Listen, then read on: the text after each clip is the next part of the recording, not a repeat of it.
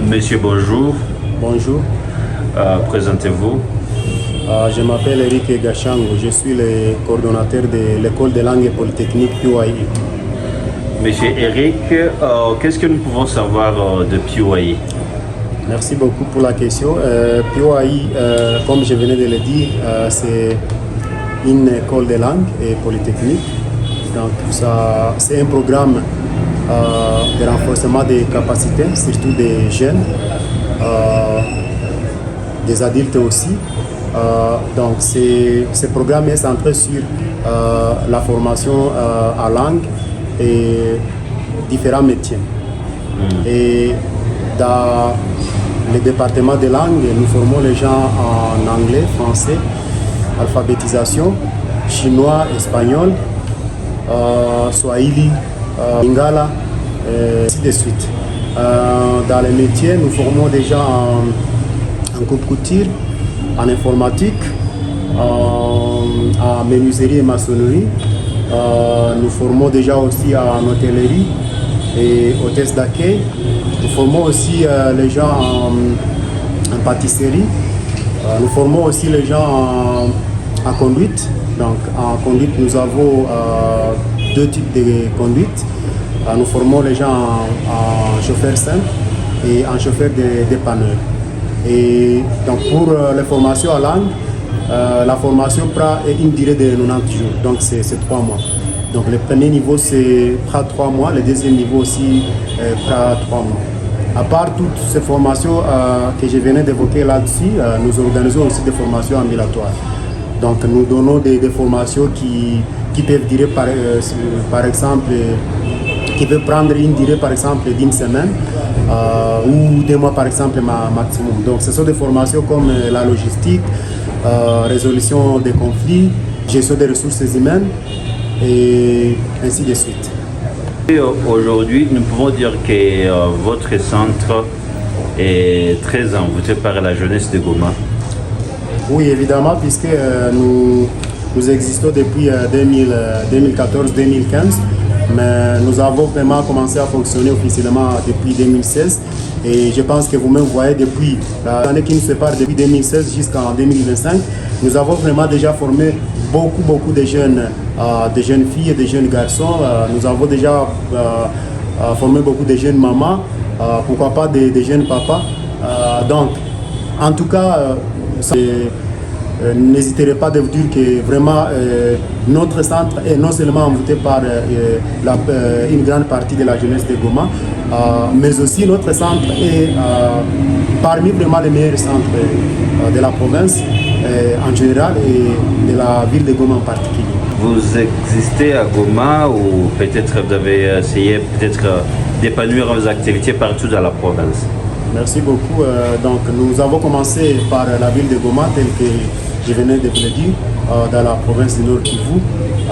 Nous avions essayé de créer quelques extensions dans le territoire de Massissi, Nyiragongo. Récemment, nous étions en train de projeter, donc nous étions en train de voir comment est-ce que nous pouvons nous installer à Bunia ainsi qu'au site Kivu. Seulement qu'avec peut-être la perturbation de la situation, il y a eu un frein, mais je crois que prochainement nous serons à Bunia, au site Kivu. Nous sommes en train de réfléchir comment est-ce que nous pouvons nous étendre sur toute l'étendue de la République pendant les années à venir.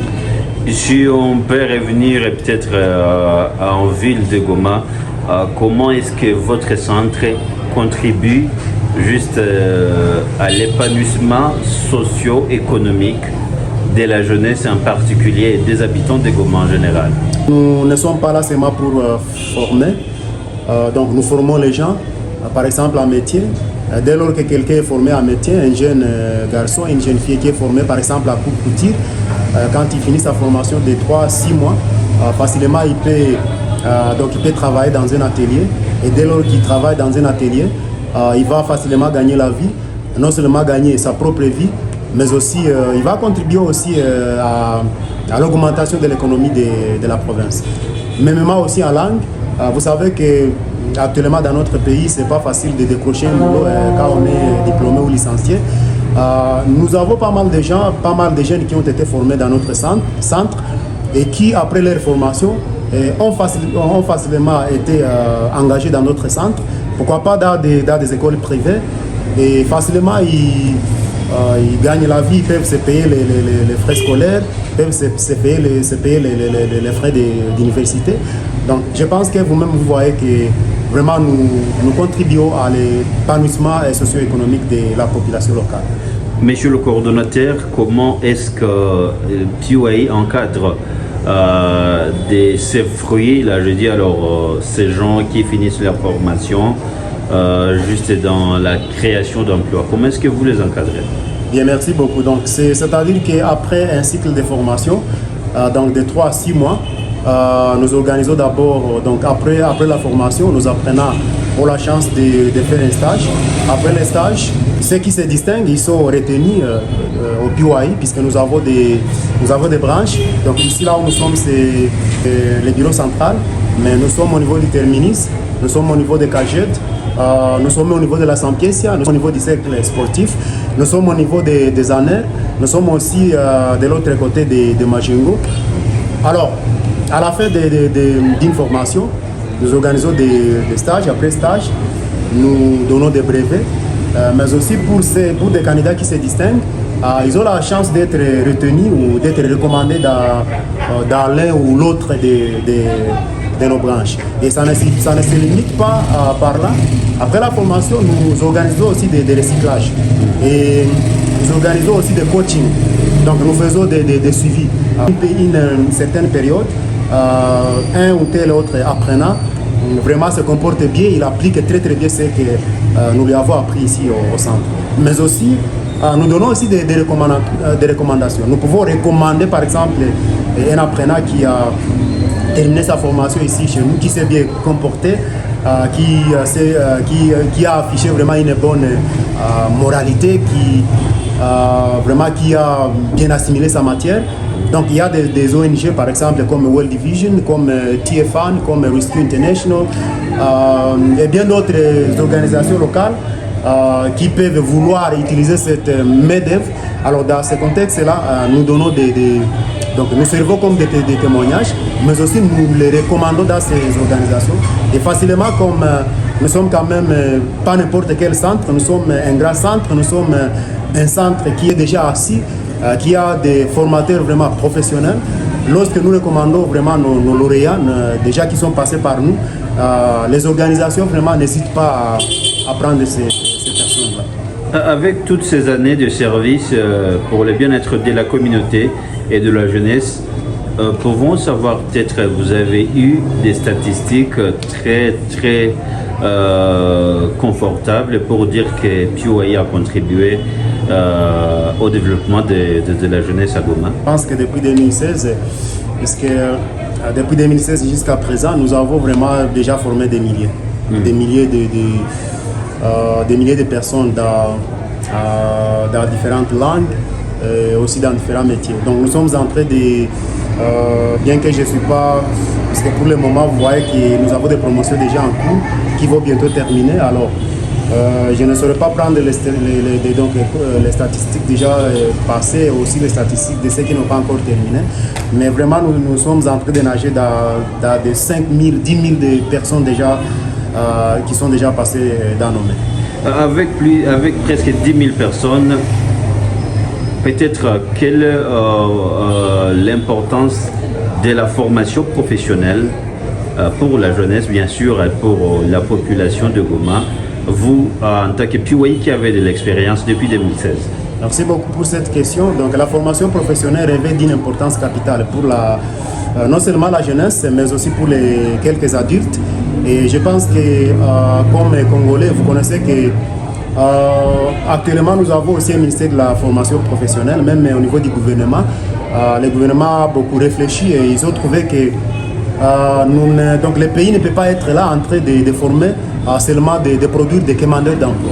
Donc, à un certain niveau, le pays a compris qu'il fallait quand même qu'on puisse voir comment on doit former des gens qui sont capables de se créer même des emplois. Alors, avec notre centre PUI, nous avons formé, nous formons Et nous continuons de former donc des gens qui, après un cycle, sont capables de se créer, de se chercher de l'emploi, au lieu d'attendre que le gouvernement puisse les donner de l'emploi, car même beaucoup d'universitaires, beaucoup de gens qui sortent de l'université sont toujours dans la rue en train de chômer. Donc nous, avec PY, en formation en langue, en formation en métier, nous formons des gens qui, après leur formation, se créent des ateliers de couture par exemple, se créent des ateliers par exemple, de secrétariat par exemple, avec les départements d'informatique, des ateliers de menuiserie avec les départements de menuiserie et maçonnerie.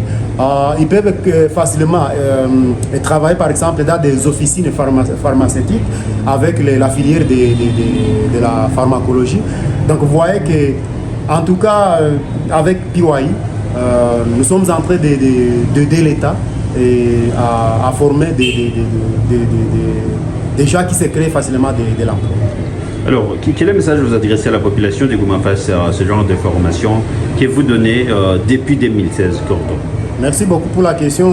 Je pense que, d'ailleurs, peut-être, c'est une suggestion avant, peut-être que moi je donne ma recommandation. Il fallait que vous puissiez nous aider à vulgariser cette information, puisque vous savez que, apparemment, dans notre pays, beaucoup de gens croient que pour accéder à un titre, pour accéder à un poste ou pour trouver de l'emploi, il faut tout simplement avoir un diplôme universitaire.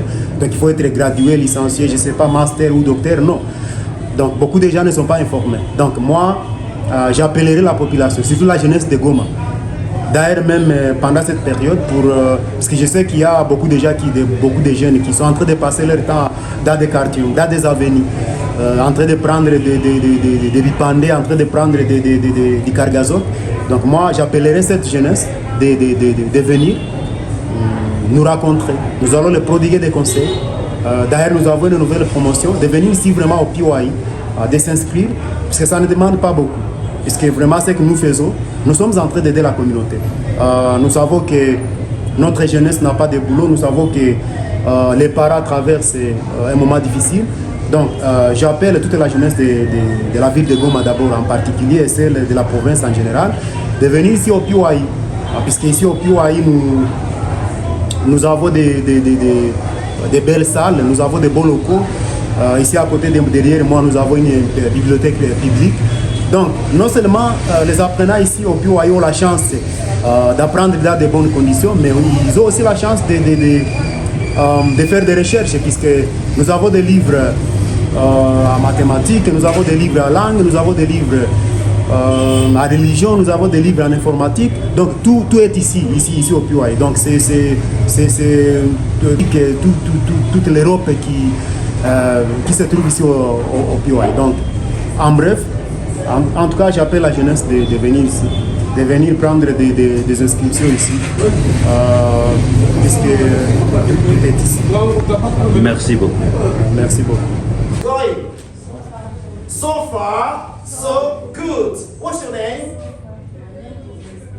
Esperance. Where do you reside? Where do you reside? Where do you live? I reside. Yes.